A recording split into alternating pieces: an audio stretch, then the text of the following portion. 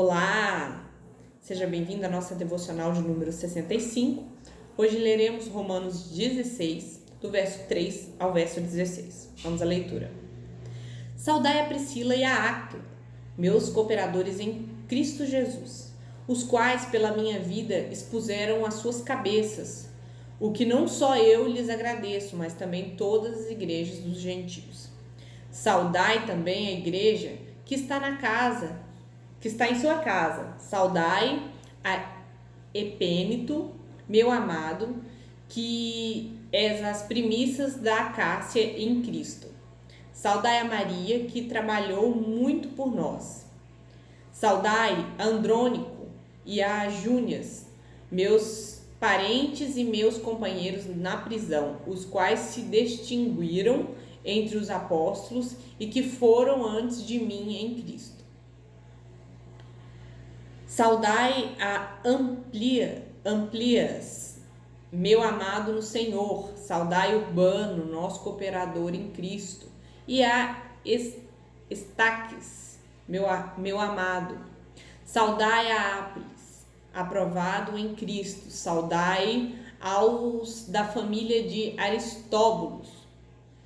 Saudai a Herobião, meu parente. Saudai aos da família de Narciso, aos que estão no Senhor. Saudai a Trífena e a Trifosa, as quais trabalham no Senhor. Saudai a amada Pérside, a qual muito trabalhou no Senhor. Saudai a Rufo, eleito no Senhor, e a sua mãe e minha. Saudai a Exíncrito e Flegonte, a Hermes, a Pátrobas, a Hermas e aos irmãos que são com ele. Saudai a Filólogo e a Júlia, a Nereu e a sua irmã e Olímpias, e a todos os santos que com eles estão. Saudai-vos uns aos outros com santos ósculos. A igreja de Cristo vos saudam. Então essa foi a leitura de Romanos capítulo 16, do verso 3 ao verso 16. Paulo saúda diversas pessoas na igreja de Roma. Ele não era conhecido em Roma, pois ele mesmo fala isso na carta. Para explicar o quantas pessoas Paulo conhecia, mesmo em uma igreja em que ele não havia estado antes, é porque Roma era a capital e possivelmente, em 20 anos de ministério, ele conheceu os irmãos citados, bem como tinham parentes citados também. Então, no total, Paulo aí cita 27 pessoas, dessas ele elogiam 12, né? Então, bastante gente, né? Para quem nunca foi à igreja de Roma, nem tampouco abriu, né, ali, os trabalhos em Roma. Então, hoje nós vamos fazer esse estudo não seguindo a sequência linear dos versículos. Nós vamos separar esses versículos por partes, por categoria. Por exemplo, nós vamos começar com pessoas que trabalharam com Paulo, que aí refere-se ao verso 3 e 4. E aí ele fala de Priscila e de Áquila, né, que são pessoas que se arriscaram por Paulo, né? Ele fala sobre colocar as suas cabeças, né, arriscar os pescoços assim por causa de Paulo, né? Possivelmente isso tenha acontecido em Éfeso. Este casal são citados também em Atos. Era um casal de judeus que fugiram de Roma por causa do decreto de Cláudio. Eles tinham a mesma profissão que Paulo, né, fazedores de tenda. Eles trabalhavam juntos em Corinto, né, nesse ofício de confeccionar tenda.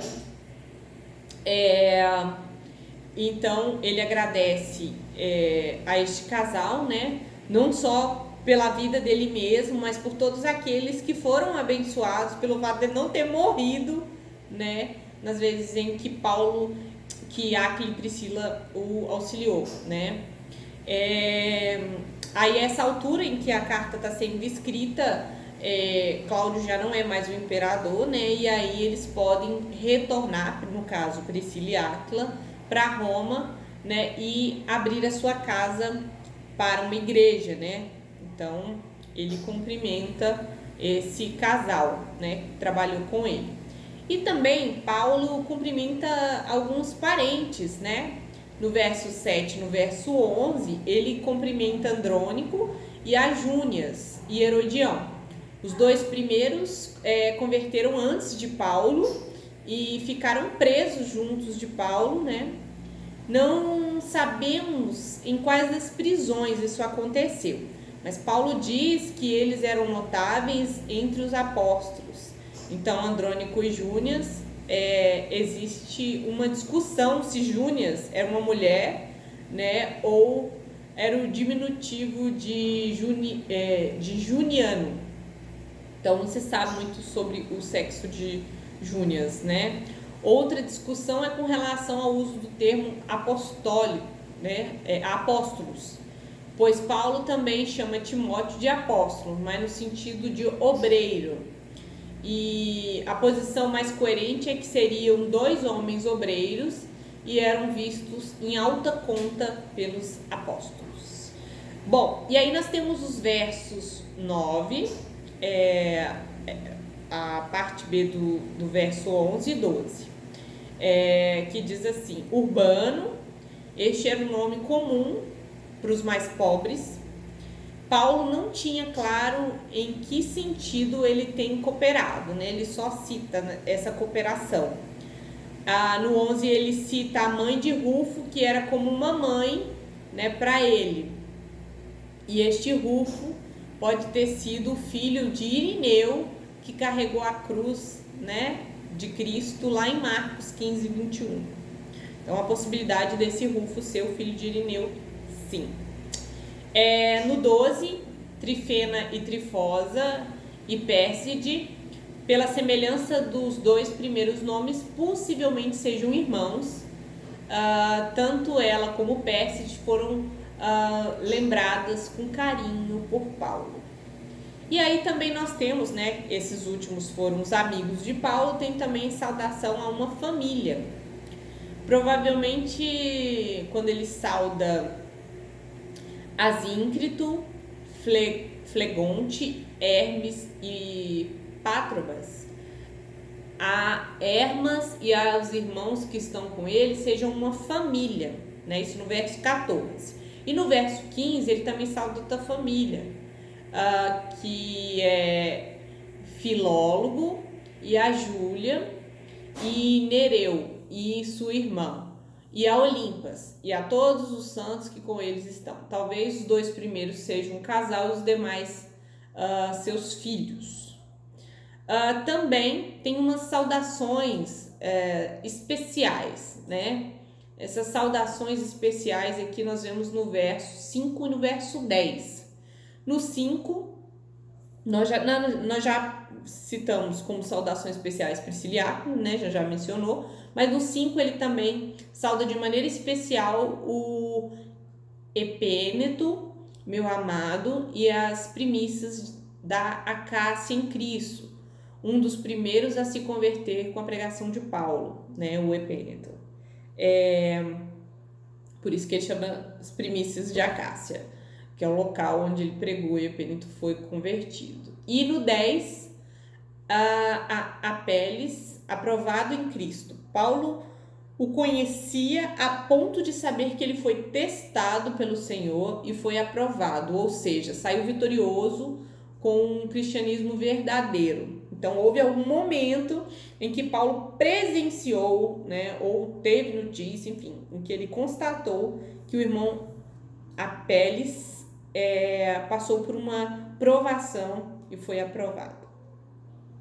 Tem também aqui saudações aos amigos muito queridos. E nesse caso, nos versos 8 e 9, nós temos no 8, Amplias, o meu amado no Senhor, e o 9, Estaques, meu amado. Tem também aqui, nessas saudações, a pessoas de casas importantes. No verso 10b, ele saudai-os da família de Aristóbulos. A literatura romana mostra que existiu um Aristóbulos que era um nobre, irmão de Herodes Agripa I. Sabendo que o evangelho tinha chegado à realeza de Roma e vários de sua casa. Então, existem relatos, né, que falam sobre um Aristóbulos, né, que ele era irmão de Herodes Agripa. Então, muito possível seja, né, esse irmão Aristóbulo, né, e a sua família. E no 11b, saudai-os da família de Narciso, os que são do Senhor, ou nobre mencionado como parte da igreja. E no 16, verso 16, ósculos significa beijo. Ele fala que é um ósculo santo para destacar a natureza da expressão de fraternidade entre os irmãos. Não era parte do culto, mas da cultura da época, talvez um contraste entre o beijo de Judas, né? No século II, isso entrou na liturgia do culto e o beijo da paz, e logo foi banido da igreja por causa dos abusos. Às vezes a igreja coloca coisas no culto, né, que não tem base bíblica, e esse era o caso do ósculo santo, que depois foi banido, porque era uma questão cultural e não uma parte da liturgia. Paulo também manda saudações aos demais que se reúnem em Roma. Pois bem, depois de ter lido isso daqui, às vezes a gente fica assim naquela dúvida de que proveito, que aplicação, o que eu tiro dessa passagem em que Paulo cumprimenta e elogia tantas pessoas, né? Pois bem, a igreja não nasceu somente com os apóstolos, a gente viu isso em outros estudos, né? Que, na verdade, irmãos se reuniam, abriam suas casas, né? Mas Deus levantou líderes para avançar o evangelho. Os apóstolos não fizeram seu trabalho sozinhos, né? Aí a prova do apóstolo Paulo reconhecendo a ajuda de tantas pessoas, né, que contribuíram no levantamento, no avanço, na verdade, do reino de Deus. Então, a igreja avança quando pessoas comuns se envolvem com o evangelho. Paulo destaca o nome de 8 mulheres. O trabalho feminino é muito importante no avanço do evangelho, né? As casas podem ser usadas para a igreja, né? Para a proclamação do evangelho. Os templos vieram na história bem depois, mas tudo começou na casa de crentes, né? Não venhamos achar que a obra de Deus acontece somente na construção, né, da igreja, né? Nessa construção que nós costumamos chamar de templo, né? Então, as casas aí sendo uma fonte do evangelho, né? Às vezes você vê pessoas trabalhando de maneira admirável e fica pensando que são pequenos, que a gente é pequeno demais, que a gente não sabe fazer nada, não sabe falar como aquela pessoa, ou aprender como aquela pessoa, né? E esconde atrás desses pensamentos. Mas no reino de Deus, ninguém é desprezível e todos têm o seu valor. Deus não colocaria membros no corpo inúteis, né? Então devemos encorajar, né, esses dons, né?